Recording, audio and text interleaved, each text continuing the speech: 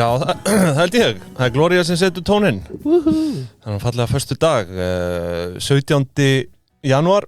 Tengdamóðum mín á afmæli í dag. Já. Til hamingju Guðrún. Til hamingju Guðrún. Já. Þetta held ég sá dagur sem að flesti gefa upp áramóta heitin. Já, það. Þau, eða hvort þetta sé svartasti, þunglindasti dagur ásins. 17. janúar? Já, þetta alveg umöluðu dagur, sko. Ég hef einhvers staðar heyrt það. Þetta reyndar merkilegt með áramótaheitin, sko, því að maður hefur talað að það taki þrjár vikur að koma ykkur í vana. Já. Svo 21 dag. Já, og þú þannig að fólk að hætta þarna rétt áður. Já, þetta þegar ittin búin að vera edru í 3 vikur. Já. Og er bara, ég fæ mér rauðin í kvöld, sko. Svo þetta bara allt fallið. Skilur við, þetta það dæmi. Já, þetta En til hamingju Guðrún, alveg frábær dagur fyrir þig og vonandi að gera eitthvað gott úr þessu. Já, það ekki spurning. Bittu. Það ekkert 17. janúar. Það ekkert 17. janúar. Hvað ég að bulla? Það 24. janúar. Já, það ekki? Já, við erum að taka þetta upp hérna viku fyrr. Herru, skellur. Við leifum þessu bara slæta. Það eins og það er. Í dag að vika síðan allt þetta gerðist. Ég alveg, síðan að tengt og ég vansvefta. Afmæli.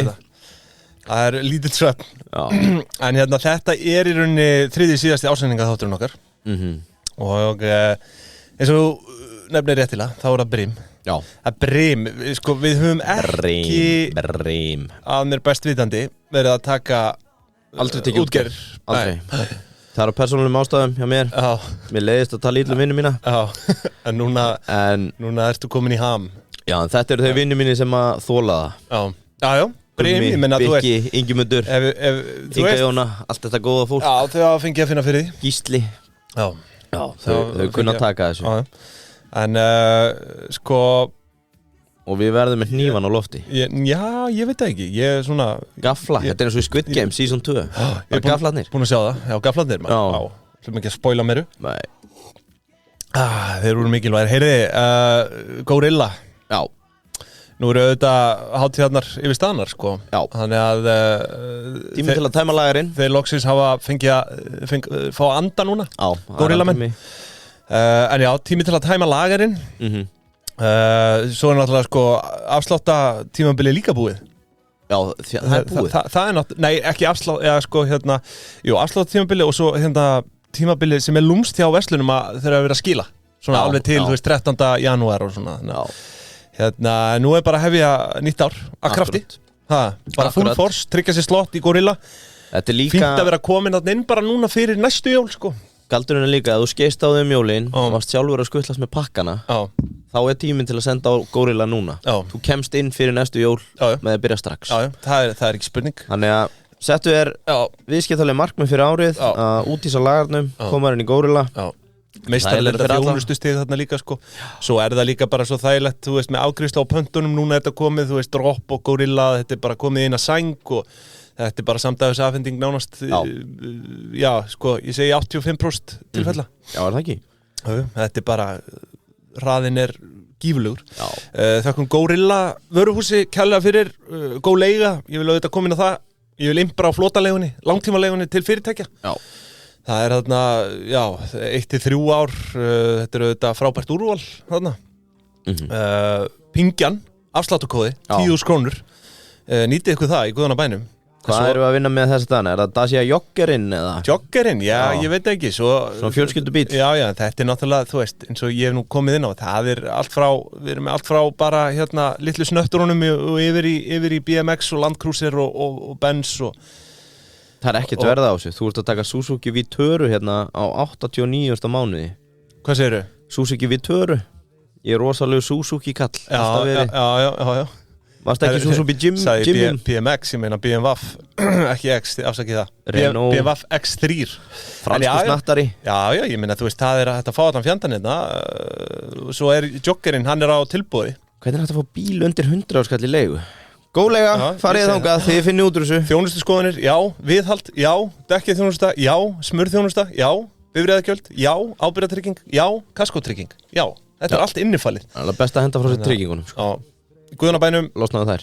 Góðlega.is, þökkum þeim fyrir samstarfið og þá held ég bara svona við hefjum yfirferð Brim. Brimalimalim. Hvað þetta náttúrulega eldgamalt fyrirtæki sjálfur sér. Já. Fyrrum HB Grandi, Heyrðu fyrrum eitthvað Shit, þú segir það 40 ára á þessu ári 40 ára? Já, gaman á að skuli klukka þetta Já, einmitt Því að formleg stofnun þessa félags sem við erum að elta hér í dag er hérna með hérna sameiningu, tveggja félaga sem að voru Bæjarútgerð Reykjavíkur eða Búr og Ísbjörnin sem var út á Nesi Já, það er kannski bara gamla fristihúsið, var það ekki? Jú, geti verið, þetta er sem sagt 13. nóvember 1985 er skrifað undir sameiningu þessar tveggja sjávarútvegsfyrirtækja og nýja fyrirtæki fekk nafnið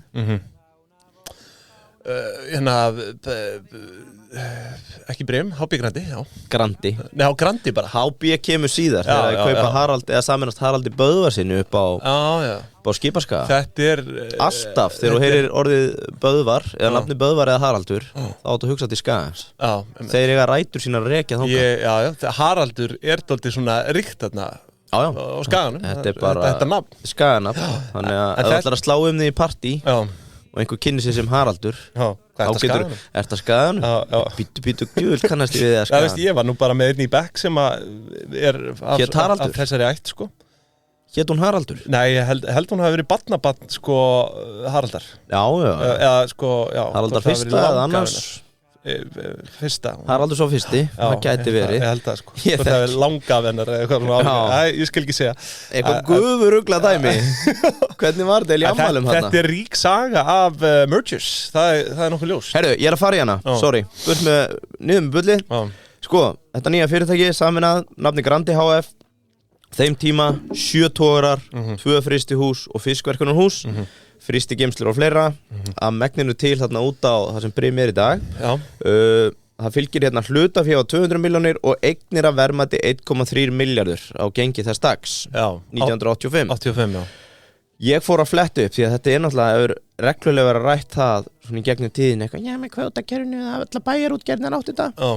Ég fletti upp hérna fréttunum í kringum þetta á tímarit.is Þetta var allt rekið með raskatinu Allir tórar skila tapi, það er sama að gerast með Bæjarútgerð Hafnarfjarðar þarna og eiginlega öll umræða var það sko Þetta er áður en að kvótakerfið eins og við þekkjum það í dag er komið á, eða ekki?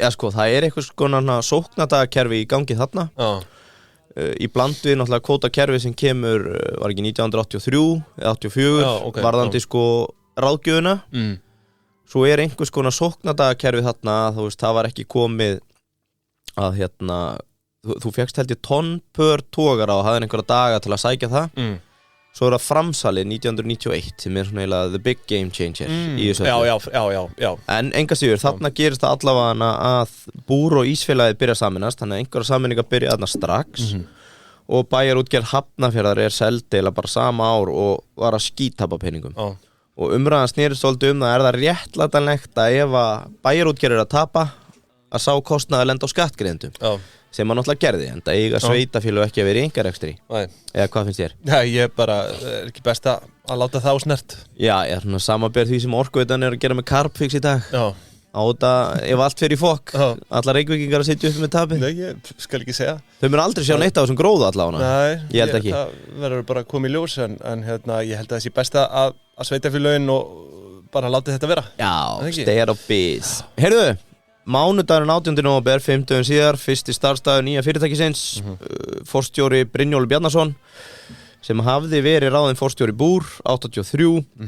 Þetta er einkavæðing sem að gerði tíð Davís Oddssonar og gjörningurinn olli miklum pólitískum deilum, þannig að ég fann nú svona greinaskrif í báðar áttir þarna. Þetta var nú ekkit grín svo sem, fólk sem var að standa í svo þessum tíma. Nei. Þetta er bara hörku duglegt fólk sem að nánast sá alla krónu, Já, en þú veist, þarna til að byrja með Já, Búr hafði verið þungubaggi á Borgarsjóði margra árskeið, þannig að það er í rauninni Deybon sem tekur bara stökkið og herðu, burt með þetta Eitt geggja, þegar þau eruðu einsárs, segast 1986 þá hélt Davíð Oddsson veislu í Höfða og bauð öllum starfsmönnum Samvinnufélags 1988 gerist það svo að Hvalur, Venus, Sjóvá og Hampiðan kaupa Reykjavíkurborg út og verða eigendur að Granda HF Enter the motherfucking Matrix to an up Manstu þetta?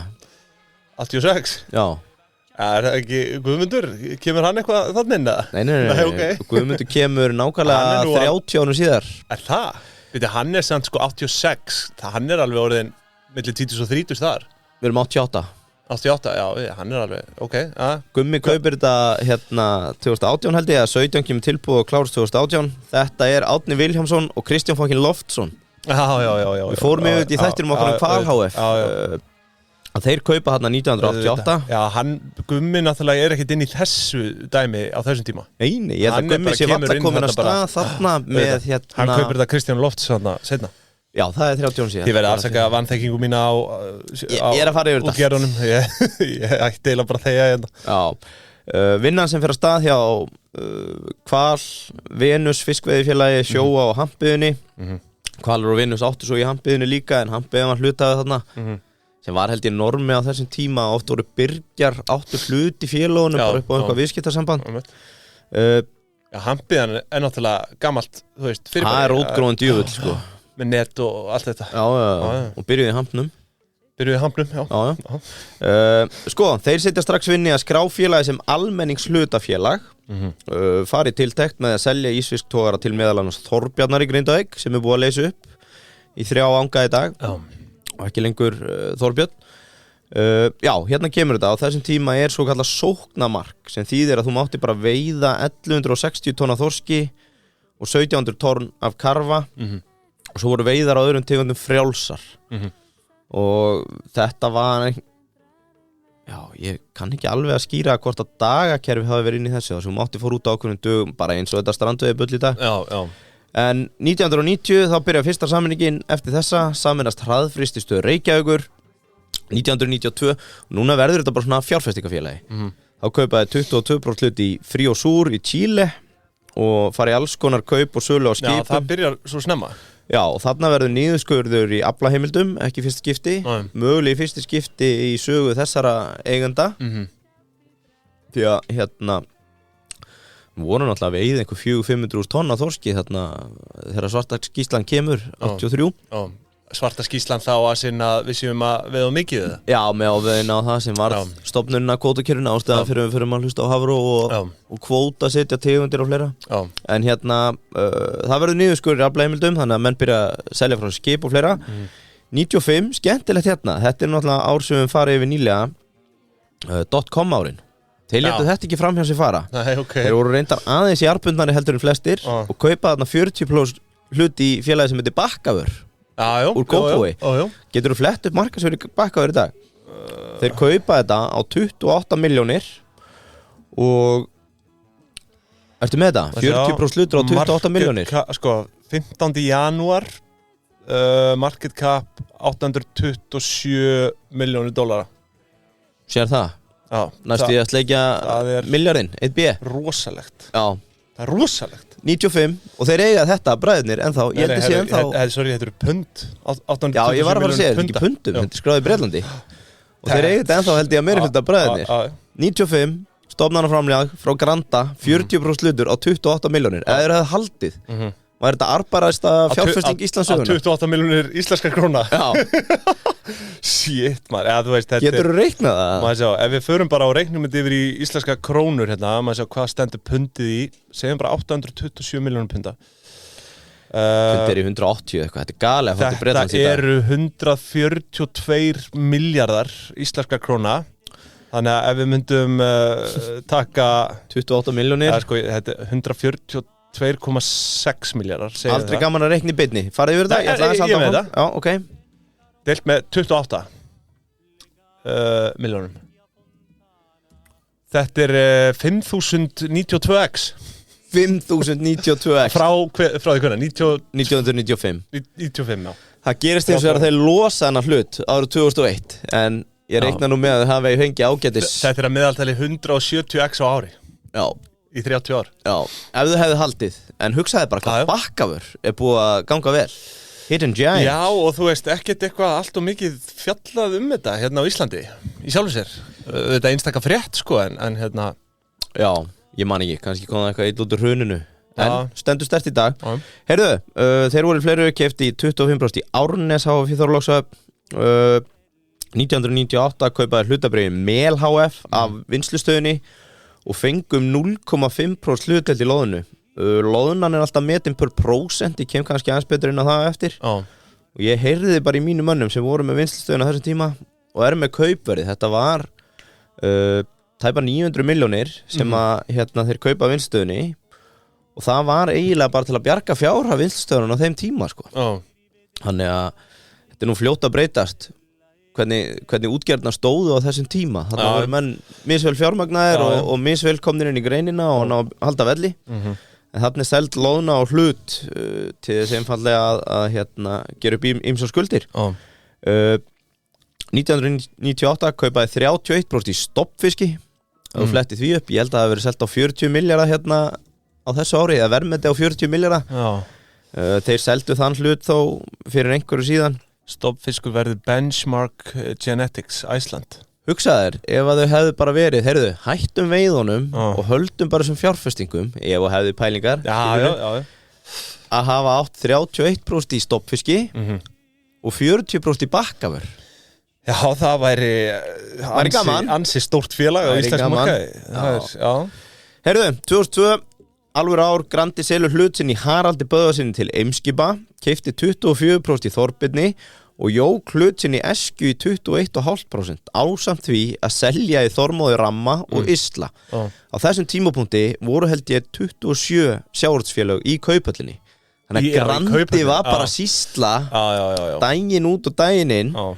Árið síðar, 2003, losar félagið allt hlutafé í sölumiðstöð hraðfrystihúsanna, Eimskip og Fiskmarkað Íslands og 2004 voru væntanlega að búa sig undir það stóra, sameinast Haraldi Böðvarsinni og til verður HB Grandi.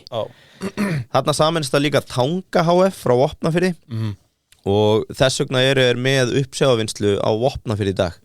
Það kemur úr Tanganum. Fyrir þá sem HB Grandi með, ég hef verið þarna á Vopnafirði, þetta bara nokkuð stórt batteri. Þetta austasta sem þú hefur farið? Vopnafjörður? Já, það Vopnafjörður og svo Höfn í Hornafirði og restin á eftir. Svo stendur ætti nú að ég svo sem skilabót hérna frá Egilsstöðum, þú ert ekkert velkominn eftir öll þessi ljótu orð þú látið fallaði með Egilsstaði. Já, nettur að kíkja. Á þessum tímapunkti, 2004, orðnir stærsti kvóta hafa á landinu með 11,5% heildarkvóta, starfsmönnum 7%, ná líka að kaupa 1,5% í loðnu þarna og selja allt hlutafé í Eskju, Þorbirni, Gunnvöru og dótturfélaginu Baltic Seafood sem var í held í Litháen. 2006 þá gefast þeir upp á laxeldi í Berufirði og fyrir alla sem að svekkja sig á að norðmennirnir hafi komið og tekið eldi heima. Það voru 2 bylgjur af eldi á Íslandi sem að basically bara föðru upp. Íslendingar fóru á stað, fóru allt á hausinn, allt floppaði. Ég held að það hefur verið þorskaeldi í mjóa fyrir austan, það hefur verið reynt grálueldi allur anskotin. Svo það í rauninni, við erum á 3. fasa núna sem að ganga upp. 3. bylgja. Já, 3. bylgjan sko. Þú vilt meina að Íslendingar ráði ekki við þetta? Sko, mögulega voru við kannski bara, hefðu við átt að fara harðar í laxinn. Þannig reynt við lax sko, en svo náttúrulega bara norðmenni voru landa utan og þeir höfðu eitthvað í kollinum 2012, 13, 14 þeir fara stað. Herðu, 2014 þá seljaðu aftur allt í stoppfiski og kaupa í norðanfiski. 2018 Enter the motherfucking Matrix. Þarna kemur Gummi í Brim. Hann kaupir öll hlutabréf Vogunar, fiskveiði hlutafélagsins Venusar og held ég einhverja fleiri félaga sem voru þarna í kringum Loftsson. Hann eignast 34,1% og verður stærsti hlutafi. Loftsson out, Gummi inn. Þetta voru náttúrulega risa kaup. Substitution of the century, segja sumir. Hvað var þetta, hvað voru kaupin á þessu? Það þitt að fletta því upp. Ég held að markaðsverðið þarna hafi verið í kringum gengið var held ég í kringum 24 eða 5, getur það verið, 2018. Kaupverðið, maður sjá það sem ég ætla að segja, skemmtileg saga sem maður hefur heyrt og svona eiginlega fengið staðfest, samt hendu á okkur engi sprettu að þessi viðskipti fóru fram á servíettu á Hótel Borg. Við höfum rætt þetta í þætti áður frægustu servíettu kaupsöguna. Sagan segir að Gummi hafi nálgast Loftsson og spurt hvað hann vildi fá fyrir þetta allt. Það hafi verið skrifað tala á servéttu. Það kom mótorkóð. Og svona, henni rent svona. Og svo var þetta handsjalla. Sko, svo segir sagan 6,5 miljardar. Nei, eitthvað meira. Sama ár kaupaður Öguvík 2019. Þá kemur Gummi, en Gummi fram að þessu hafði að sjálfsögðu byggt upp sitt eigi sjávarútvegsfyrirtæki sem heitir Brim. Hann gerir þarna nafnabreytingu þannig að HB Grandi verður að Brim og gamla Brim heitir í dag Útgerðarfélag Reykjavíkur og með fristitógaran Guðmundi Nesi vel annars og þetta stærsti hluthafi í Brim náttúrulega. Útgerðarfélag Reykjavík. Já, Útgerðarfélag, já, meðal annars. Já, akkurat. 2020 Brim kaupir sölufélag UR sérst útgerðarfélags Reykjavíkur, Icelandic, Japan og fleiri ásamt að fara að fjárfesta í krókakerfinu. Við kaupum á fiskvinnslunni Kamp og útgerðarfélaginu Grábrók. 2020 kaupir hann líka þriðjungshlut í Iceland Pelagic sem hérna sölufélag fyrir uppsjávarafurðir sem var held ég 50-50 í eigu Skinnið Þinganes og Ísfélagsins. Svo sama ár 2020 þvílda ár kaupir hann all hlutafé Grábrók EHF og hérna eignast þarna einhverju smá fléttu eignarhluti í Þórsbergi sem var síðan verið að selja núna bara á dögunum árdögum 2025 yfir til útgerðarfélags Reykjavíkur. Þannig að sama skapi þá þarna farið í það að kaupa 50% hlut í félaginu Guðrún Þorkelsdóttir EHF og þetta áhugavert módel sem eiginlega komið til vera og Ísfélagi og Skinni eru nýbúin að stofna sambarlegt að þá eiga semst 50% í uppsjávarskipinu Guðrúnu Þorkelsdóttir á móti Eskju og þetta svona sveiflujafnari þegar kannski há úthlutun í segjum bara loðnu sem að kannski Brim á mikið af en Eskja á minna af að þá skipið í rauninni nýtista Brim við veiðar á þeirra kvóta og svo fer það yfir til Eskju þegar Eskja kannski með stóran síldakvóta eða makrilkvóta eða hvað það væri. Þannig að þetta svona sharing is caring. Já, einmitt. Og Skinney og Ísfélagi voru að gera sama og það náttúrulega það sem gerist 2023 að risa loðnuvertíð og menn kannski Kærkomin, myndi eitthvað segja? Já, svo náttúrulega loðnu brestur 24 Hreyflin, kaupin ný skip og í staðan fyrir að selja skipið strax aftur þá kannski hægt að samnýta hvernig það En var ekki brestur líka árið áður? 22?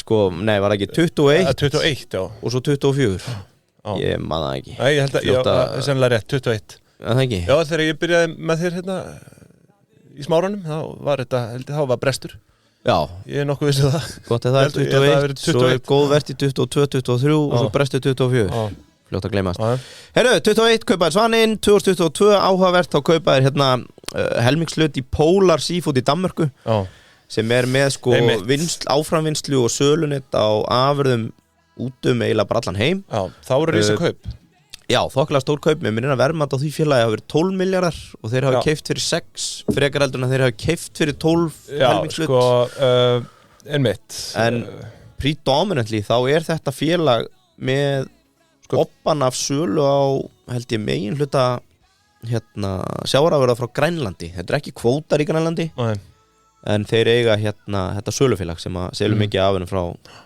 Grænlandi Samkvæmt mínum upplýsingum voru þetta 12 miljardar Já, þeir kaupa á 12 miljardar eða var enterprise value 12 miljardar Já, sko, ganga frá kaupin 2023 á helmingshlut fyrir 84 milljónur evra 12 miljardar Já, ok, þá heildarverið félagsins einhverju 24 Já, líklega Heyrðu, komið gott svona að mestu með þetta söguna og ég ætla að koma aðeins inn á eftir maður spyr sér svona þegar maður horfir tilbaka hverju breytti Gummi, what's the effect og svona nokkrar vangaveltur með það svo bara eiginlega komið að þér ég með við spáum aðeins í Q4 það eitthvað til að taka núna sko, eða ekki að hleypa þér aðeins ég náttúrulega ég heilsarekstrar ás maður sko Já, þú ætlar að taka 23 Ég með 23 skilur en Já Þú veist, það sem að við erum auðvitað að kíkja á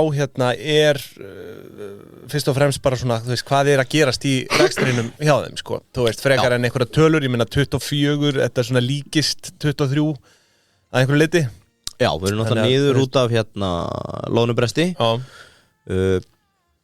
já, bara til að loka punkturinn að það var hérna Runolur í UR kaupið síðan Þórsberg pakkan og það voru hérna, þetta er kallað þak eða þú ert upp í krókaþakinu kaupið þak sem þá held ég 5% af útlutuðum þórskheimildum í krókum og maður heyrir það, mikill hugur í Runolur að fara úr frystingu í þetta ferska þannig að hann er vakin og sofin að gera eitthvað gott úr þessu sem er vel já, að því sögðu hleypum þér aðeins að svo er ég bara með hérna einhver umræða punta veiðigjöldin Q4 marg umræddu veiðigjöld já, þú kannski spila klippuna með hérna. Það er 33% að reiknuðum hagnaði já, ég veit nákvæmlega hvað þau eru að hafa stærstu mistök í lífi einna mannesku er að krefja ákveðna menn svara en herðu, sko Brim, þetta er sko auðvitað risi á markaði en ekki sá stærsti er við hérna markaðsvirði Nei, rétt þá er það síldavinnslan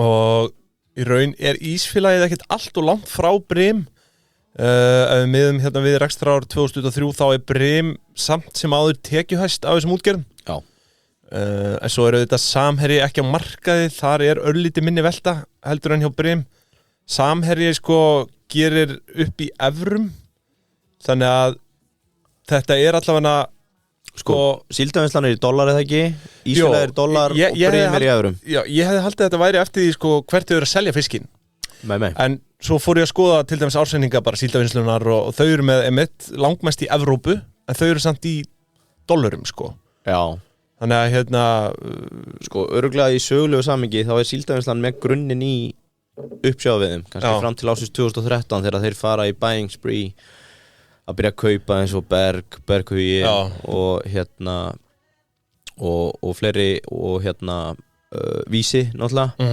en framan af er þetta náttúrulega byggt upp sem svona uppsjáðarrisi og uppsjáðarfiskur er alltaf gerður upp í dollar það er eiginlega reglan það þumar putta regla einhver þegar þú talar verð á hrognum þá ertu í dollar þegar þú talar verð á makríl eða hérna síld eða hvað er það yfirleitt í dollar veist, svo fer þetta bara eftir ég minna að þú ert með þorskinn á Bretland þá ertu náttúrulega djöflast í pundum það er fish and chips markaðurinn fest á Frakland er evrur en svona predominantly ég held að þetta sé grunnurinn og Brim náttúrulega í grunninn er bólfiskfélag sem verður mjög fljótt allur pakkin en það er svona mitt gisk með af hverju allavega síldavinslan er dollar og, ég hefði samt haldið að ísfélagið ætti að vera í saman pakka en svo er þetta kannski bara einhver fjármálastjóri sem er sniður og veðjar á evru eða veðjar á dollar en þetta er sko þetta er allan staðan Brim er í evrum en hérna sko ég ætla aðeins að fara örstuðt yfir eignarhaldið bara svona yfir þau stærstu sko samkvæmt hérna áramótin 23-24 sem sett almanaks áramótin þá er eignarhlutur útgerðarfélag Reykjavíkur 44,66% ber hérna höfuð og herðar yfir aðra næst er það lífeyrissjóður starfsmanna ríkisins A-deild 14,44% svo er lífeyrissjóður verslunamanna 10,86% já og þetta eru svona þeir allra stærstu með samtals, eða sko 10 stærstu hluthafarnir eru með 87,4% hlutdeild og aðri hluthafar 12,6% og eins og ég nefndi áður að þá er Guðmundur hann er í rauninni 100% eigandi útgerðarfélags Reykjavíkur þannig að hann á, sko, ég held að samtals sé hann ég klikkaði reyndar á því, manstu hvað hann á mikið samtals?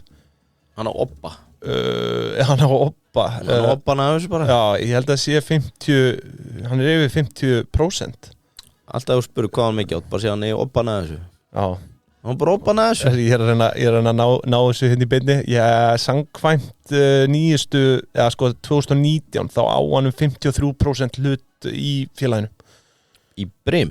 Já 2019 Guðmundur Kristjánsson forstjóri Brim hefur eignast tæplega 53% hluta í félaginu eftir kaup á öllu nýútgefnu hlutafé þannig að sko, já þetta hefur kannski eitthvað breyst það var náttúrulega eitthvað svona drama í kringum þetta er aðeins meira en Obbin já en herru, allavega að því sögðu ég ætla að henda á því samt sko já, henda með engi sprettu þetta er allavega samkvæmt fréttaflutning 2019 nú, ég ætla að byrja bara á rekstrarreikning sem fyrr og hann er í búið Teygja já og eins og við hefum nú rætt áður það eiginlega skiptir ekki máli hvort þú sért með bara posakerfi eða netverslun eða sett, þú veist, posi, kassakerfi, netverslun, þetta á allt við. Þetta list á einfaldan hátt þarna, íslensk og góð þjónusta, skjót þjónusta, myndi ég segja. Og talandi þægindin að vera með Teygja og Gorilla, þú veist, þetta bara komið líka við innan 24 klukkustunda, allt saman. Greiðslan komið til þín og varan á áfangastað. Þannig að þetta er svona 2 kerfi sem ég myndi skoða saman. Ég sko bara, ef þú ert að fara með netverslun að staði dag, þá viltu fá greitt á morgun. Og það er bara Teygja sem græja það. Þannig að við segjum ekki láta bukta það og beygja, veldu Teygja, þökkum þeim fyrir samstarfið. Herðu, sko, rekstrarreikningur, þetta er gert upp í evrum, eins og ég segi þá ég mun reyna svona bera einhverja tölur fram í íslenskum krónum, svona þær sem að helstu máli skipta. Og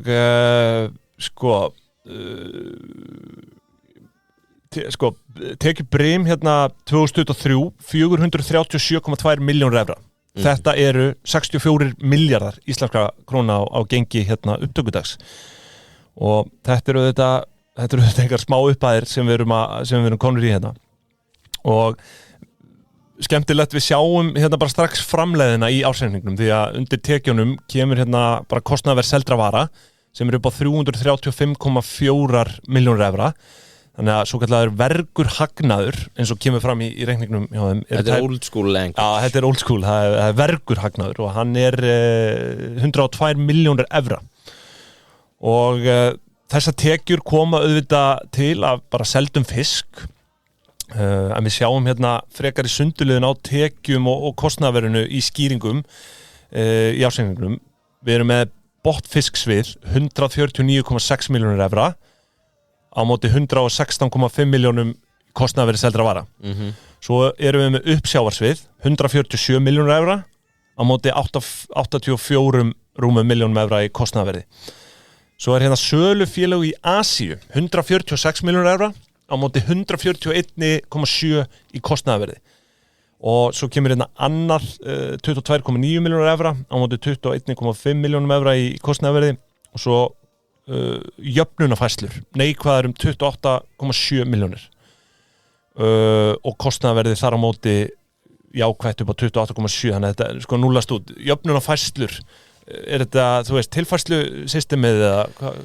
Sko, ég hef bara aldrei skilið þetta. Nei, þetta er svona dálítið nýtt í mínum augum allavega. Það er líka bókast þess eðlis oft eða þú ert að kaupa, eins og þeir eiga náttúrulega núna nokkuð dótturfélög þarna eins og í Krókunum.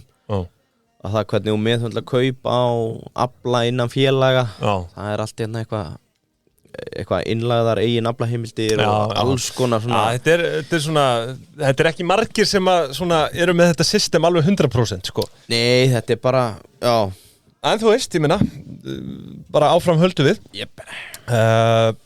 Sko, þetta er dálítið merkilegt sem ég voru að nefna áðan. Þessi skipt upp í botnfisksvið, uppsjávarsvið og svo sölufélag í Asíu. Það eru svona þessi 3 flokkar sem ég vil taka hérna. Þannig að ef við förum bara í útreikninga strax, þá er nokkuð ljóst að uppsjávarfiskurinn er að gefa langbest af sér. Þar er álagning 74,6% á meðan að botnfiskur er rúm 28% og sölufélög í Asíu ekki nema 3,1% álagning og þetta eru bara mjög svipuð hlutföll svona ár frá ári. Er Asía að gefa svona lítið af sér almennt? Ég held að þau verið tilbúin að borga alveg bara top dollar fyrir verð á fisk, íslenska fisk. Tegundum, en er þetta ekki álagning í sölu inn til sölufélagana? Eru svo ekki sölufélagin að fleita þess áfram? Það sem kemur fram í ársreikningnum er bara, þú veist, þetta eru bara tekjur brim og sko... Eitt ég ætla að koma að því, ég fletti upp, maður þannig að hafa þetta réttu. Loðnubresturinn var 2019 og 20, 2 ár, svo lélegt ár 21. Sprengjuár mikla var 22, svo fínt 23. Djöfull er fljótt að gleymast. Já, var sprengjuári 22. Já. Manni, eða þú veist, lífið bara eins og það hafi verið. Nei, þetta er allt farið í sama graut. Það er það sem ég ætla að segja. En sko, já, en með þessar tekjur, þetta allavega, þú veist, það nokkuð ljóst að uppsjáhásviðið, það að gefa langbest, þú veist, hvaða fisktegundir eru að tala þar? Sko, broddurinn í bókaldinu, í öllu þessu, þú þekki broddinn. Nei, broddurinn í bókaldinu uppsjáfiskurinn. Það náttúrulega fyrst og fremst loðnan náttúrulega bara geðbíluverðmæti út af því að þú fær góða loðnuvertíð og ert með réttan skipaflota og afkastagetu sem komin þá getur þú ruslað upp fiski sem fer meðal annars í mjöl og lýsi. Ég var alltaf að taka þetta saman fyrir Q4 en verð á mjöl og lýsi hefur verið í hæstu hæðum núna í tæplega 2 ár út af aflabrest í Perú sem hefur gert það að verkum að bara verð hefur bara rokið upp og reyndar aðeins að koma niður núna. Frystur hængur og hrygna inn á Japan, Úkraínu þetta líka ógeðslega verðmæt vara. Svo ekki sér talað hrognin, sérstaklega í loðuninni. Já, auðvitað. Hitt sem gerir þetta svona ógeðslega góðan rekstur eða góða tegundir til að selja náttúrulega bara afköstin. Þú getur veitt svo mikið á skipin, afkastagetan í landi svo góð og svo ertu bara með góð verð, makríll, síld verð á síld bara í hæstu hæðum núna í haust og svo kolmuninn fyrir allur í mjöl 99% bara mjöl og lýsi og verð á fiskmjöli mjög gott búið að vera og bara út frá afkostum að gera þá þetta einstaklega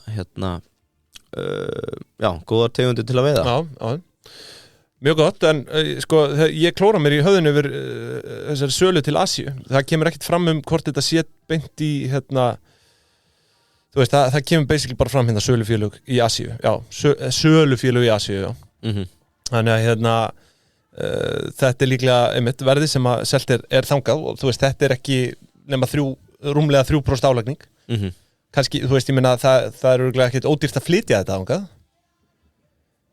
þú veist, fiskinn til Asíu til Asíu, ég meina, þú veist, það býtur í framleiðina sko, en þú veist, ég bara gómur sem veit ekkert það, skilur, ég bara að reyna að presentera þennan ásreining en já, allavega ef við förum bara yfir í skiptinguna á, þú veist þetta Evrópa 61,4% það verið að selja 61,4% til Evrópu 32,6% til Asíu og 6% til Ameríku þannig að svoleiðis skiptist það. Nú tekjur per starfsmann það sjálfsögðu eitthvað sem að ég væri til að skoða nánar hér samkvæmt skýringum ársreiknings eru ársverk félagsins hvorki meira minna en 694 talsins og ég nokkuð vissum að við höfum aldrei tekið fyrirtæki með slíkan fjölda það væri þá kannski helst Marel það var svona óformlegu þáttu dálítið ég ekki vissum að við höfum tekið fyrirtæki af þessari stærðargráðu. Nei, og tekið per starfsmann eru líka hrottalega góðar í samanburði 90,7 milljónir per starfsmann.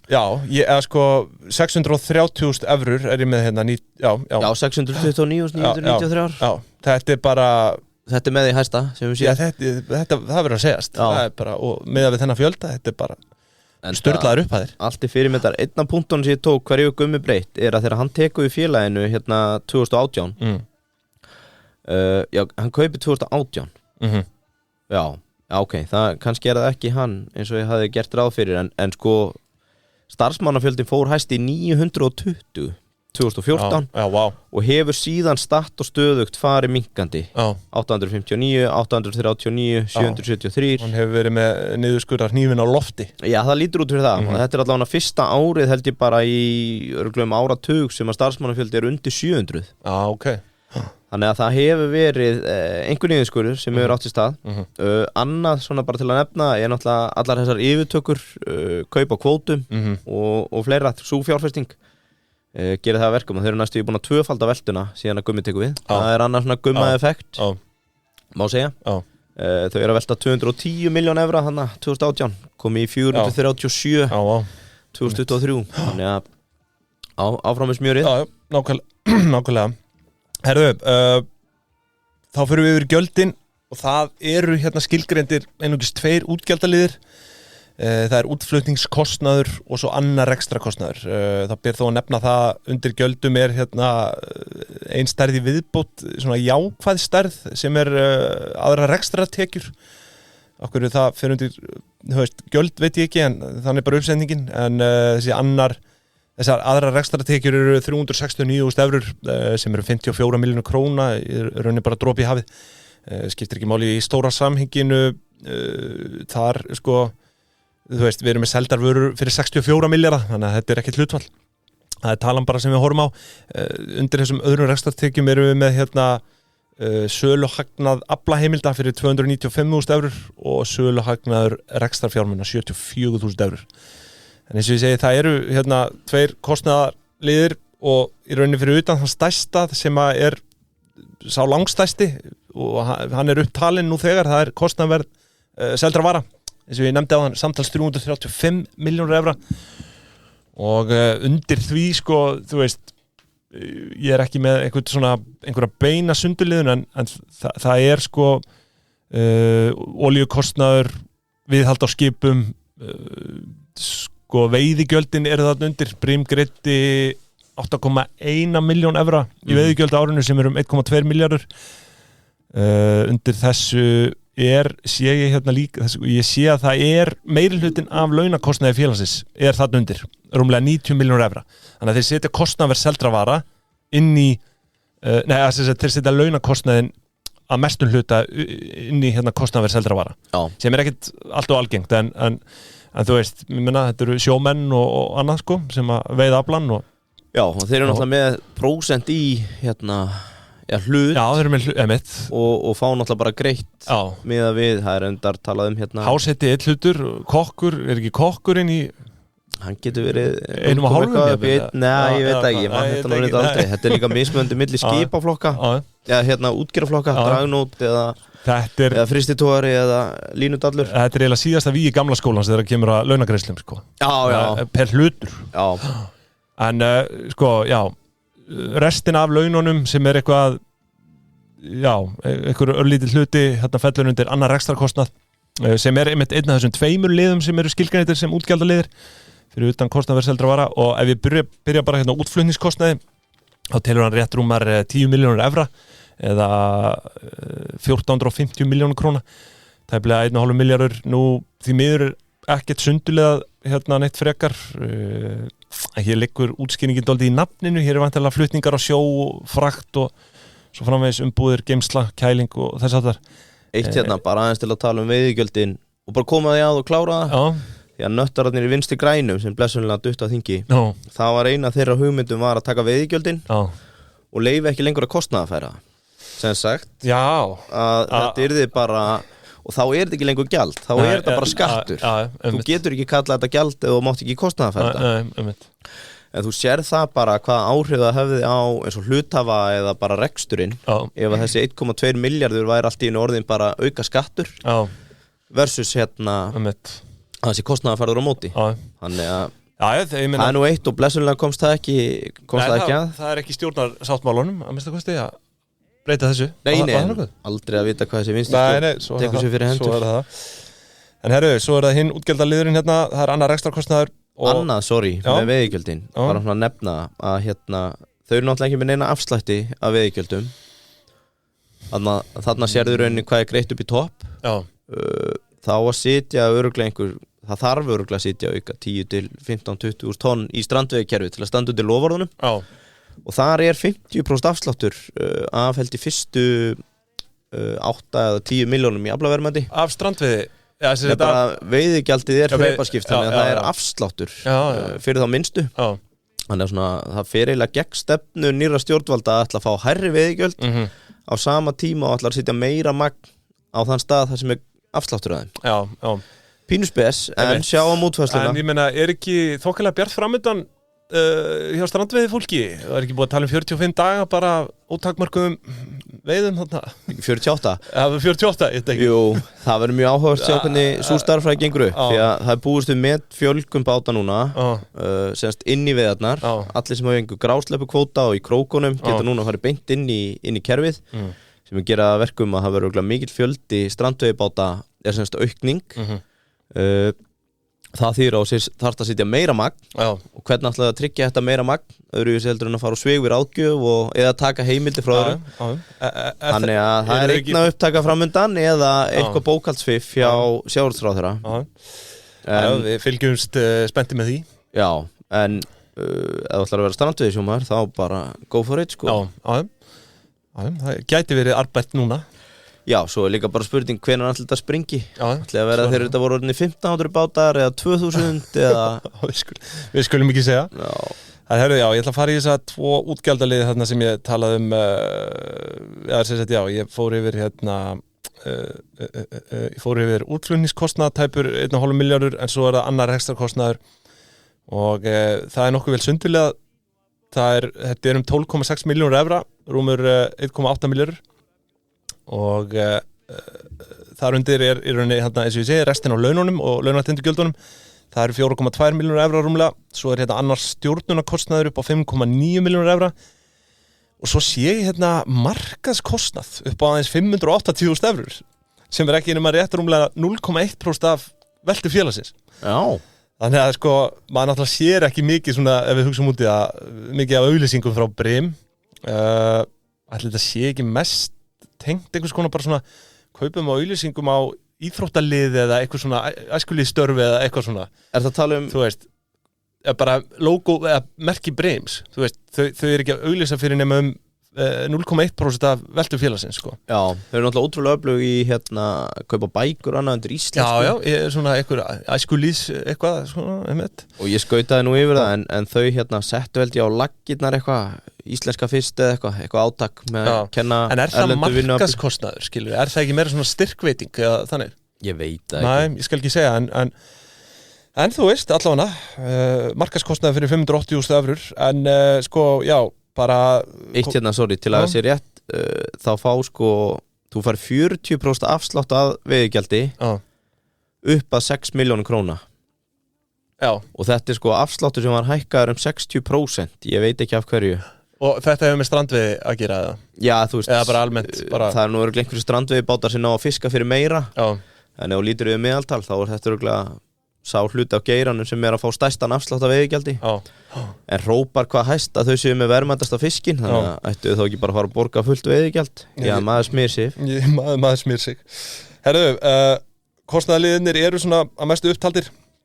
Þá ætla ég að fara þú veist, mér langar að fara aðeins að skoða laun og launatengd aðeins nánar heildarlaun tæpa 95 milljónur evra sem eru 13,8 milljarðar íslenskar króna af þessu eru 11,5 milljarður sem fer bara beint í laun til starfsmanna og þarna eru líkt og ég nefndi áðan 694 ársverk svo ef við færum þetta yfir á meðal mánaðalaun þá erum við að fá 1384.000 krónur tæplega 1,4 milljónir að meðaltali á kjaft, takk fyrir fínasti meðaltjekki á þessum bæ og þetta miðað við árið 2023 og þetta dreifist niður á fiskvinnslufólk líka.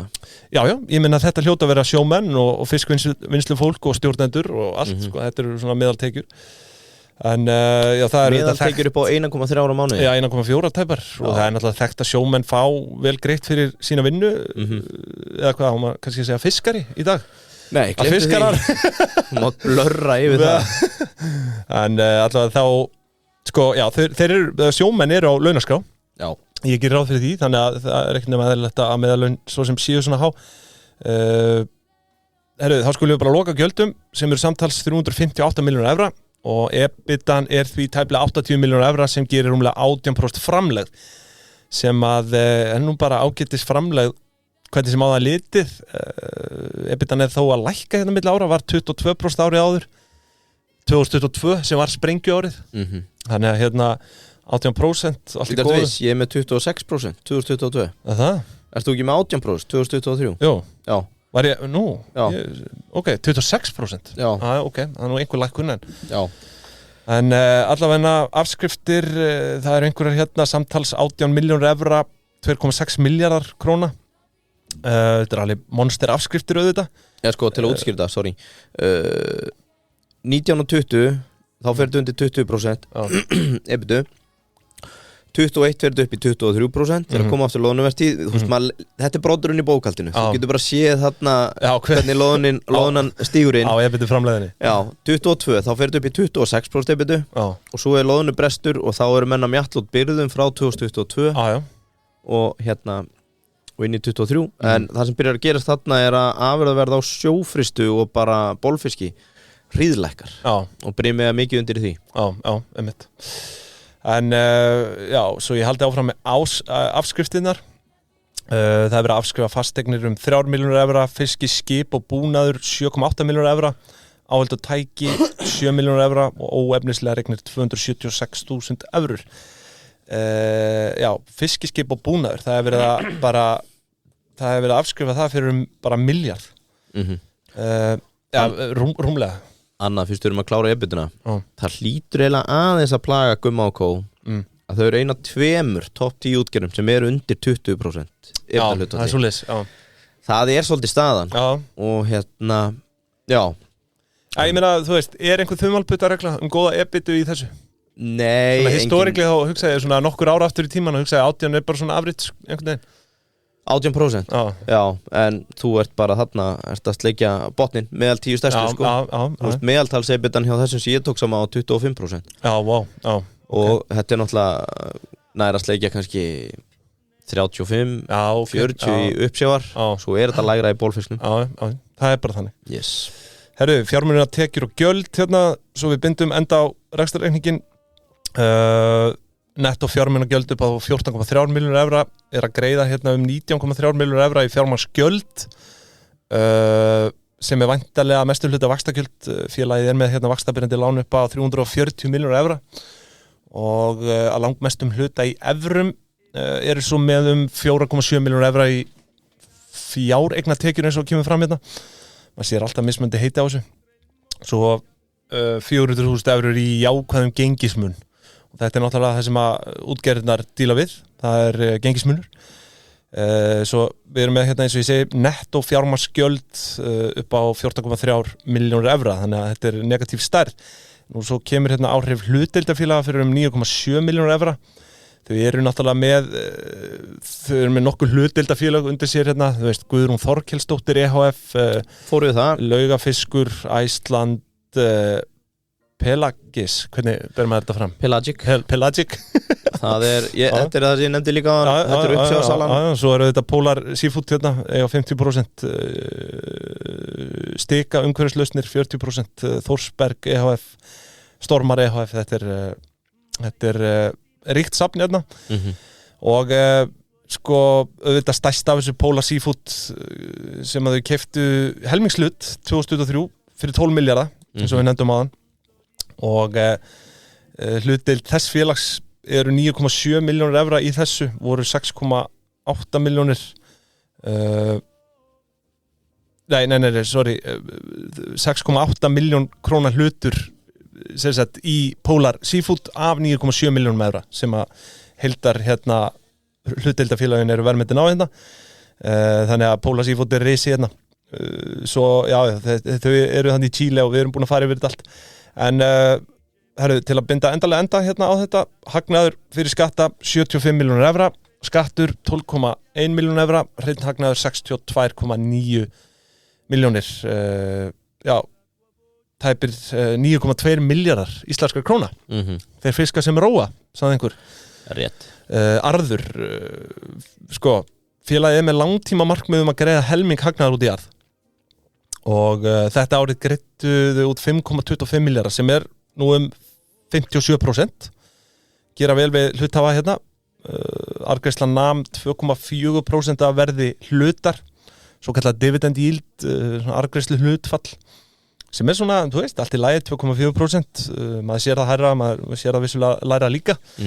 Þannig að hérna, en já, þar með því lokið, ef við ekki bara demba okkur í efnahagsreikningin og efnahagsreikningurinn, hann er búið varðar, eitthvað. Já. Þannig að það skiptir gríðarlegu máli að vera vel tryggður. Já. Og það sem langa einfaldast í þessu, fara bara vörðu.is, settu tilboð. Já. Það er einhver snillíkur sem ringir í því nánast innan dags. Já. Tilboð. Já. You're done. Já, en svo er sko við viljum minna á sko innbúsverðmætir. Það er í heimilisverndinni sko og hérna og það er náttúrulega triksið sko að yfirskjóta aðeins. Í brunabótamatinu? Já, í innbúsverðmætinu. Já, ok. Og þetta er, þú veist, þetta nær bara yfir alla þína persónulegu eigur bara á heimilinu, allt frá fatnaði og upp í bara listaverk og alls konar sko. Og bara allt sem þú myndir bara taka með þér þegar þú ert að flytja, getum orðað þannig og hérna En svo náttúrulega holl ámenning með brunabótamati eins og lendi með Grindavík, þá kannski búið að vannmeta brunabótamati þannig að reyni að uppfara, ég var að setja nýja hill í bílskúrin og fá hérna en þú veist, það er náttúrulega ómögulegt að sko meta allar þínar eigur á heimilinu upp á krónu, þannig að þú veist, það er gott að yfirskjóta aðeins í þessu tilfelli, þannig að það verði aldrei neitt svona eitthvað vesen á þessu, þannig að heyrði verði, tryggi ykkur umbús verðmæta tryggingu bara í heimilisverndinni þannig að svo er þetta fyrirtækjamegin heitir þetta lausafjártrygging, það er eitthvað sem ég gæti ekki mælt nógu mikið með fyrir fyrirtækjaeigendur, þannig að guðanabænum kynni ykkur það. Akkurat. Herðu, efnahagsreikningur við byrjum á eignum, fyrsta sem ég reka augun í hérna er bara þú veist, gríðarlegu vöxtu milli ára fara úr 664 milljónum evra í 779 og það sem að ber svona mesta ábyrgð á þessari breytingu er auðvitað innkoma Polar Seafood á blað hérna, bókfært verð upp á 91 milljón evra. Ég sagði áðan svo ég leiðrétti mig hérna að virði félagana væri 9,7 milljónur evra, það er náttúrulega ekki rétt, þetta var áhrif hlutdeildafélaga voru netto 9,7 milljónur evra í rekstrarreikningnum, svo ég leiðrétti það. Nú bókfært verð þessara félaga er 91 milljón evra í efnahagsreikningnum. En ef við byrjum bara að renna við fastafjármunni þá má sjá hérna þeirra stærsta eign eru óefnislegar eignir.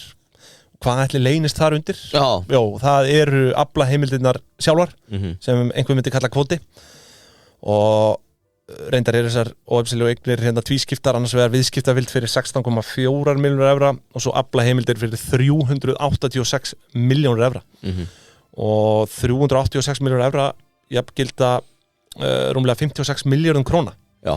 Og hvernig er það, sko, með þessar aflaheimildir þær eru náttúrulega, þær hækka ekkert í virði á efnahagsreikningnum. Þetta er bara sko, þetta er samanlagt kostnaðarverð sama hvort þessi keypt bara 1990 eða virkar þetta ekki þannig? Jú, og þetta er örugglega fyrir flest félög sem þú skoðar, þetta er fyrst skipti sem ég stígu upp og er sterkur í efnahagsreikningi. Það er að kemur að sjávarútvegsfélögunum og fyrir flestar útgerðir þar sem bara einn bátur eða annað, þar sem eru litlar hreyfingar milli ára, þá hafa menn oft rekið upp stór augu því að þessi stærð breytist ekki. Nei, einmitt. Bríminn alltaf þeim skala þarna, þeir eru að bæta við sig heimildum, þannig að þess vegna hækkar þetta úr 391 milljón í 402. Þú ert að skoða þá 2024? Nei, milli 22 og 23. Óefnislegar eignir aukast hérna, hvað er þetta, 11 milljónir evra? Í rauninni er aflaheimildin samt 386 hérna 2023. Af þessu, hitt er viðskiptavild. Já, ég skilji. En hérna og ástæðan fyrir það má ekki afskrifa sig og þetta er bara eitthvað í bókhaldslegum og ég held að sé hægt að horfa svipað eins og á fasteignum og það er alltaf þessar gangvirðisbreytingar þar sem eru reiknaðar upp með fasteignamati annað. Það er bara ekki gert fyrir þessa eign og hefur aldrei verið gert. Þess vegna ef þú horfir á bara útgerð sem hefur ekki keypt kvóta í 20 ár eins og ég heldur ekki að til dæmis bara litið á Samherja að þar hefur þessi óefnislega eign kannski ekki hreyfst bara í 20 ár. Guðum að vita virði, undirliggjandi virði þessar eignar hefur breyst. Já, og þar kem ég sterkur inn. Þannig að þegar maður er að verðmeta sjávarútvegsfyrirtæki þá getur þú farið nokkra leiðir. Ein er náttúrulega bara að taka einhverja EBITDA markfaldara eða gera sjóðstreymi sem er það sem er gert allavega 2 aðferðir af 3 við að skoða verðmat í stórum kaupum og sölum. Maður hefur nú síðan Snorra að gera þetta hjá hérna Jakobsson. Já, sjóðstreymi. Og þriðja aðferðin sem er farin er að endurmeta eigið fé með að nota gangvirði kvótas fyrir ekkert heldur bókhaldsverð. Og ég tók mig til, ég uppfæri það nú alltaf fyrir skráðu félögin, þannig að ég er með fyrir Brim, Ísfélag og Síldarvinnsluna og ég sló upp bara til þess að gefa nokkra tölur, þannig að menn skilji það. Þú ert að droppa ágætis valjúbámi hérna. Þetta eru seldar upplýsingar. Þetta eru uppfæðir sem að menn borga háar fjárhæðir. Já, en það er alltaf að gefa núna að gangvirði eins og bara leiguverð á þorski 520 krónur, 175 á ísu, 15 krónur á ufsa, 110 krónur á karfa og það er talað að þetta sé aflamark ársins. Þetta eru sem sagt leiguverð fyrir þær heimildir sem þú getur veitt innan ársins. Það er að segja Brim þegar við tökum þetta upp 15. janúar á eftir 7000 tonn af þorski segjum að öll skipin brenni út af því einhver brennuvargu kemur að þá ef allt væri eðlilegt gætu mögulega leigt 7.000 tonn á 520 krónur fyrir tæplega 3,7 milljarða. Þetta innan ársins, að sjálfsögðu veiðir Brim þetta náttúrulega bara eins og þeim einu með lagið. Þetta gott dæmi bara eign sem gefur af sér, skilur þú veist, jafnvel þó að engin starfsemi sé þá getur við leikt þetta út, sko. Já, eða helming, sko, það eru lagaflækjur sem eitthvað sem að ég bara opnaði, sko, bara nýja vítt fyrir mér í þessu rekstri, sko. Það alls konar lagaflækjur, það talað 50% veiðiskyldu sem náttúrulega krafan, þú verður að veiða 50% úthlutun, það getur náttúrulega alltaf eitthvað komið upp, þannig að menn geta fengið að það bilun eða annað, þá sleppur við það, en svo hefur líka 50% framsal, það sem þú mátt leigja frá þér alltaf 50%, þetta á dæmið það. Verð á hlutdeild í stórakerfinu eins og var núna síðast þegar það var selt 7.200 krónur. Þannig að ef þú talar leigu arðsemi þá hefur leigu arðsemi á aflaheimildum verið að minnka síðastliðin 10 ár og telur 7,2% í dag. Það að segja, þú kaupir 1 tonn af þorski á 7.200, sér þér ekki fæst að veiða eða ætlar að leiga helming, leigir á 520, þá ertu með 7,2% ávöxtun. Já, þetta svona yield yield. Og þetta hefur verið að minnka síðastliðin ár og eiginlega bara í sögulegu lágmarki, hugsa ég. Að móti má segja að sennilegast kvótaverð í sögulegu hámarki 7.200 og ekki verið svona hátt síðan fyrir hrun. Ef við tökum okkur því, bara þorskur 7.2 ég ætla ekki að gefa fleiri verð, ég ætla ekki að segja fleiri verð. Hafið þið samband í krókunum, þekkt verð þar á bilanu 6.000 til 6.500. Já, hafið samband við Inga Dablamilin, það sem ég gerði, ég sló þessu upp fyrir alla tegundir og með kvótaverð á öllri samstæðinni á Brim, búin að taka Kampsnes út, eða Þórsberg sem selt daginn, og þetta stendur í 203 milljörðum. Fuck. Með öllu. Já, sjáðu, sko, þú veist. Aflaheimildir í bolfiski, sérst allt stóra kerfið, óveitt eða þú veist með hlutdeild og aflamark, 149 milljarðar, uppsjávarheimildir, eitt með þær alltaf verðlaða per prósent, og ég get nú gefið svona söguleg prósent, sko, Brim á 20,3% í makríl, 14% í norsk-íslensku síldinni, 18% af loðnukvótunum, 11% síld og 20% af kolmuna. Að þetta hefur alltaf í sögulegu samhengi verið verðmyndi per prósent og til dæmis fyrir kolmuna þá hafa verið nefnda tölur að hér á árum áður það hefur náttúrulega ekkert verið selt að kolmuna kvóta lengi. Að það var á bilinu 100 til 150 milljónir per prósent. Og ástæðan fyrir að þetta var í prósentum út af því það eru svo mikla sveiflur á milli ára að það var bara meikaði ekkert sens að vera elta kílótölu því hún sveiflast svo rosalega eftir hvort það 100.000 tonna úthlutun eða 20.000. En ef þú verð með þetta prósentið þá það einhvern veginn heldur það verðgildi sínu. Og þegar ég hef skoðað kvótaverð eins og í Danmörku, Bandaríkjunum þá eru menn alltaf per prósent eða prómil. Þannig að við erum ekki alveg komið þangað. Að því sögðu með þessar 203 milljónir milljarða. Sko hugsaðir, þetta er fjórfalt virði bókværs aflaheimilda í efnahagsreikningum. Gangvirðið töluvert hærra enda eru að kaupa megnið á þessum heimildum 2004. Það er komið 21 ár síðan þeir fóru upp í 11,5% og hugsaðu það hvað það er hamlandi fyrir fyrirtæki í vexti að vera allt í einu bara komið á stopp. Herri við megum ekki vaksa meira. En það er umræða fyrir hana. Það sem ég ætla að nefna með 2 fyrirvara þegar þú ert að meta endurmeti EIFE á aflaheimildum þá ertu með sem heitir tekjuskatt skuldbinding og hún náttúrulega bara breytileg og stundum oft erfitt að sjá þarna niður á félög eða hvernig það þannig að þetta setið mikið fyrirvara á heildartöluna. Það er ekki spretta. En til þess að vita hvað átt að borga mikinn skatt af sölunni því að þú ert náttúrulega að borga skatt að þá tekið sem sagt endurmeti EIFE dreigi frá tekjuskatt skuldbindinginu eins og hún sem þá kannski að þú selti gegn tíðin eða annað og þá veist í rauninni hvað átt að borga háan skatt af því hvað ný tekjuskatt skuldbinding félagsins þannig að þú í rauninni átt að draga frá, það ekki 21%? Jú, eða sko 22 í sjálfu sér.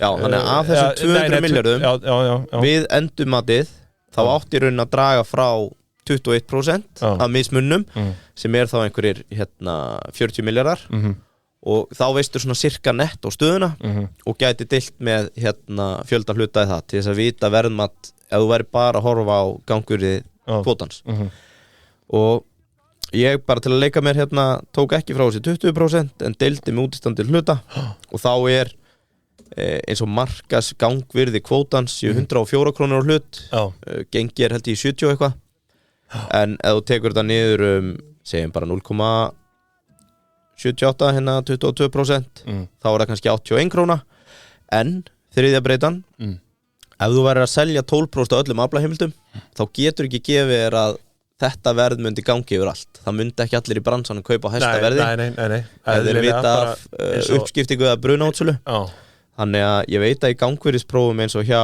hérna, endurskoðunarfélögunum og þeim sem eru að nálgast þessar upplýsingar að þá taka þeir kannski önnur 20% af þessu eða jafnvel upp í 35 bankandi líka þannig að þetta svona þetta til að gefa fólki hugmyndir það hvað raunverulegt verðmæti kvótans þetta alvöru valjúbóm hérna sko en einn pæling, hægt að veðsetja aflaheimildir? Þú veist bara upp á, þú getur væntanlega fengið lán upp á Já, þú getur fengið lán fyrir kaupum en þú veðsetur aldrei heimildina sjálfa heldur eftir í rauninni að veðsetja það fer á bátana Það fer á bátana? Já Einmitt. Því að þú getur ekki átt heimild nema hún sé útlutuð á bát Já Ekki að bankarnir báta?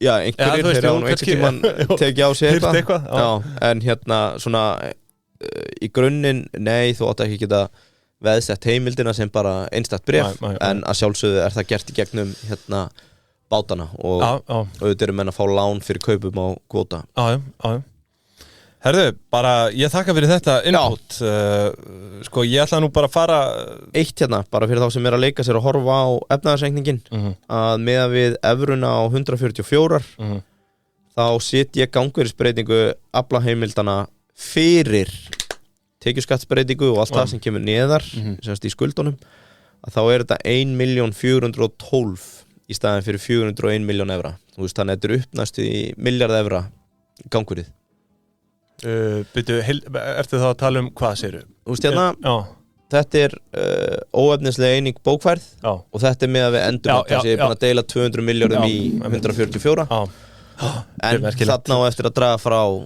skattaskuldbindingar og annað og endum að á eigin fékk gengur náttúrulega út á því að bara leysa upp félagið þannig að þarna er maður ekkert að taka tillit til hérna heldur Er þetta ekki svona algengasta, þú veist, maður sér auðvitað verðmöld gerð með sjóðstreymi og svona í þessum bransa en þegar allir á botni kvöld þá eru menn í svona samþjöfun þeir eru bara að taka þetta upplaust Sko ég veit ekkert hvað lífbarnir gera eða hvernig þú horfir á þessi stærri félög en allt sem ég hef selt eða séð selt af heimildum undir kannski 1000 tonum þetta er eina sem að menn horfa á eina sem skiptir máli og ég held að sé alltaf titlað hérna skýring 13 það ekki þar sem að kvótaverðið er listað upp Þetta er eina sem menn spá í Það er eignir mínu skuldir, gangvirðisbreyting kvóta og veltu fjármunir pluss og mínus Svo ef þetta er einhver fjölskylda þá hérna bíllinn fer handa og kitta allar eiga húsi okkar á Þingeyri Sér það Herðu, sko, einmitt, eins og þú segir gangvirðið yfir 200 milljörðum en bókvært 56 milljarar á aflaheimildum Og það er ekkert við þá að sagast Þetta er bara bókaldslögin eru þannig að þú ert ekki að uppfæra þetta Herðu, næsta eign undir fartafjármunum það eru hérna rekstrarfjármunir fyrir 202 miljónur evra og það skiptist í sko fasteignir fyrir 39 miljónur evra fiskiskip og búnaður fyrir 121 miljónur evra og svo áöld og tæki 41,7 miljónur evra og þetta eru þetta bara bókfært verð á þessum flokkum sko skipin eru hérna sko afskriðu 6-10% ári netto kostnaðarverð það er að segja það sem hefur verið keypt umfram sölu í skipum eru 151 miljón evra það er 22 milljarðar og þú veist, hvað kostar svona skip bara, þú veist nýr fristitóri, ég veit ekki 4, 5, 6 milljarðar eftir hvað þú vilt leika þér ég man vel eftir því þegar Venus sigldi í höfn hérna fyrst sko, þetta var svona með þeim flottari skipum á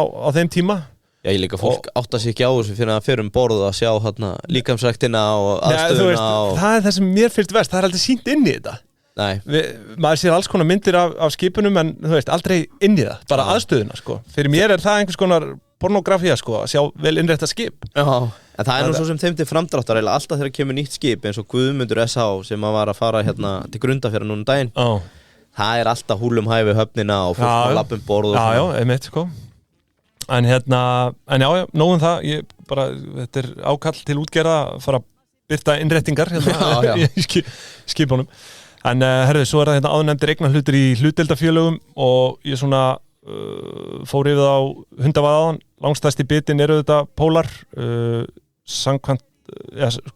samtals bókfært virði þessa félaga eru maður sjá fór ég ekki yfirbyrðu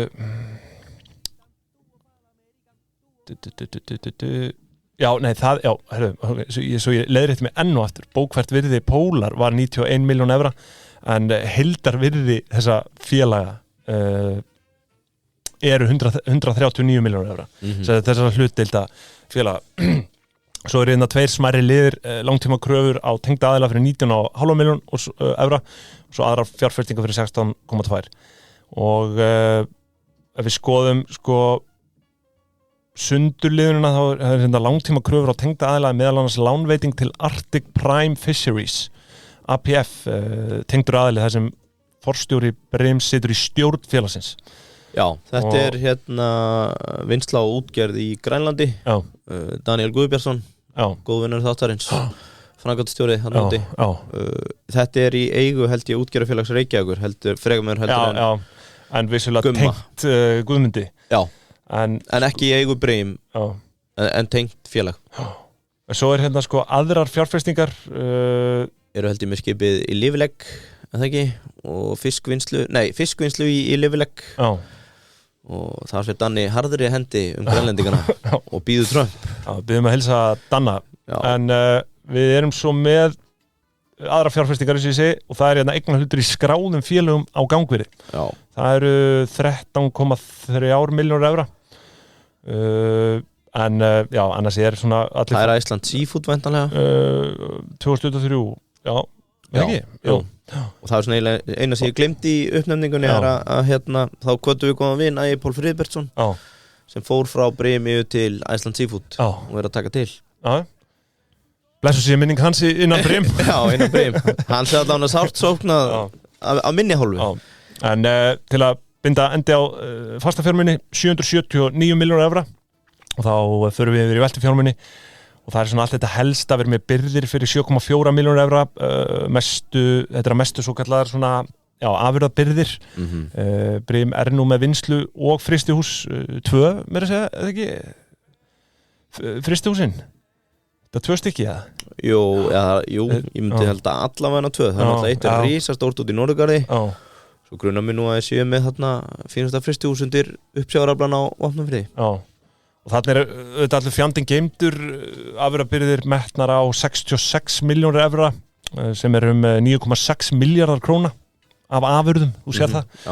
Þetta er alvöru lager, svo er hérna kröfur á tengda aðila 24,9 milljónir evra, handbært fé 34,2 milljónir evra og viðskiptakröfur og aðra skammtíma kröfur 36,8 milljónir evra.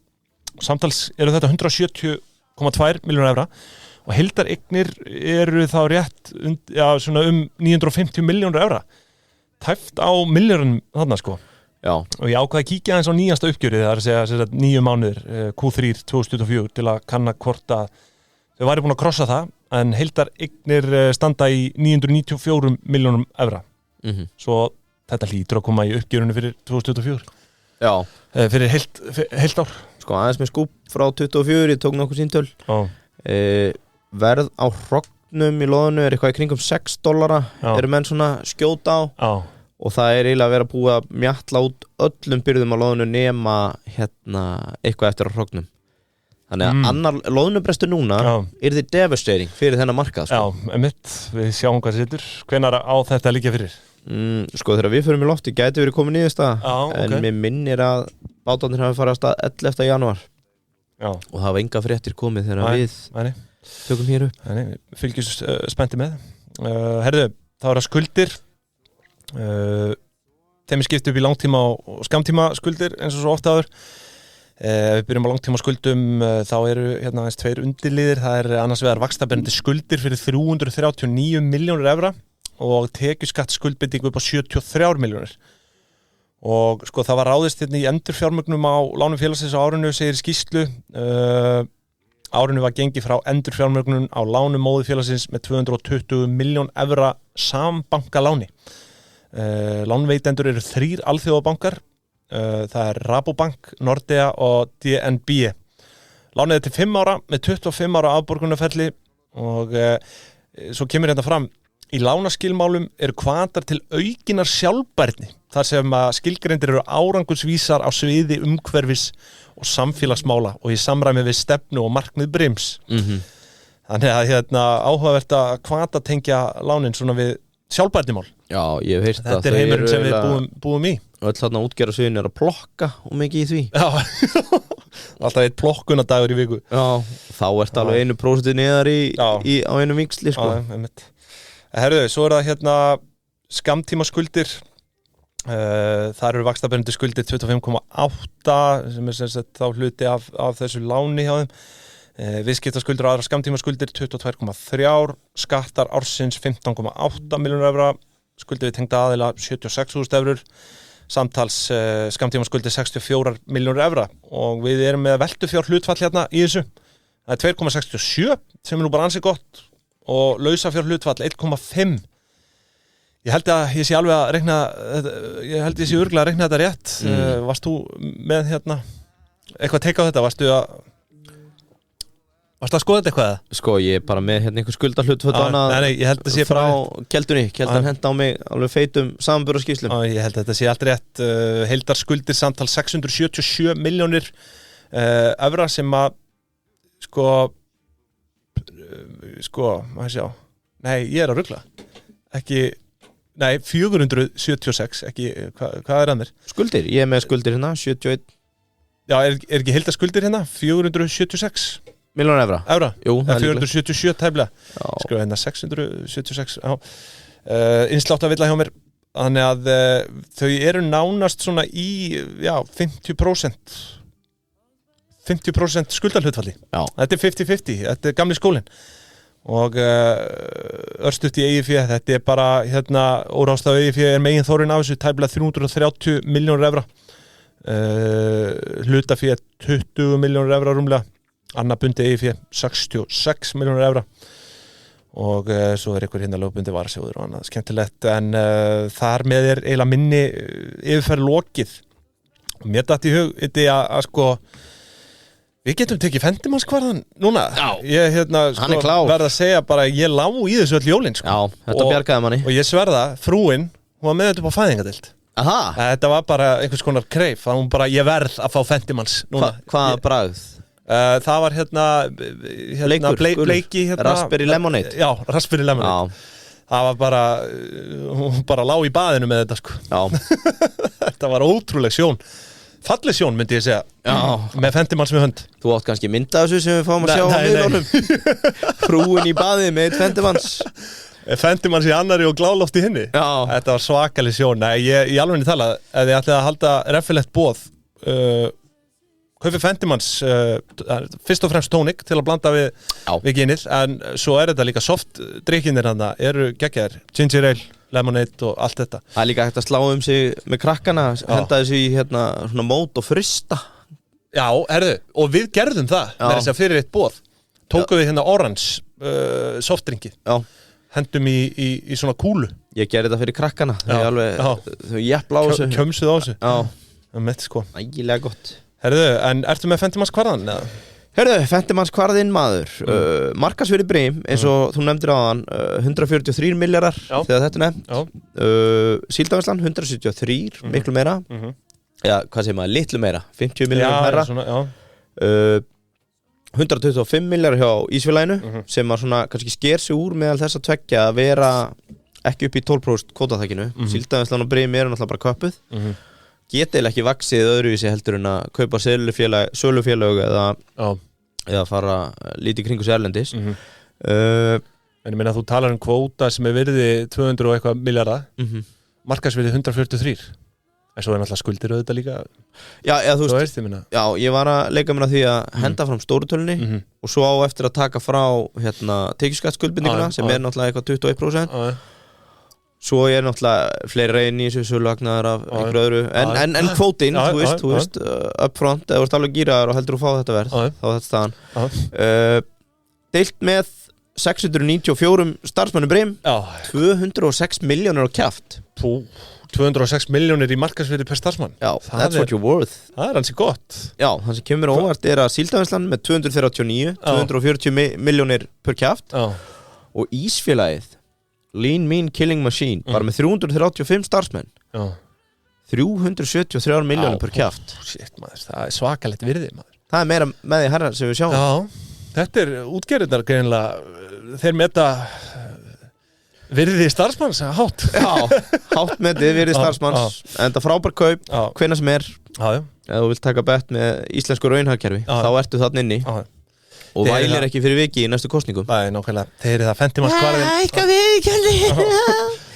fendimalskvarðin að verta horfi í hann, herðu, svo eru við einnig í boði Keldunar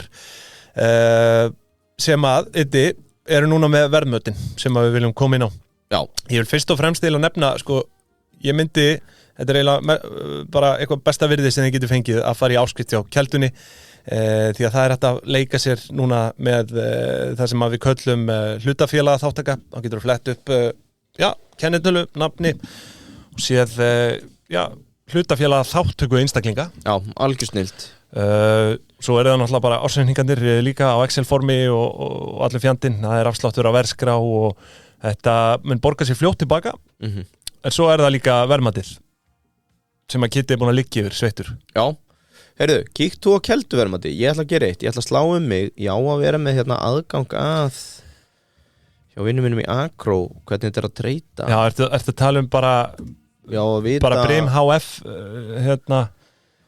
verðir ertu að tala bara verðmatið ég er að reyna að fá býtu, þannig kemur þetta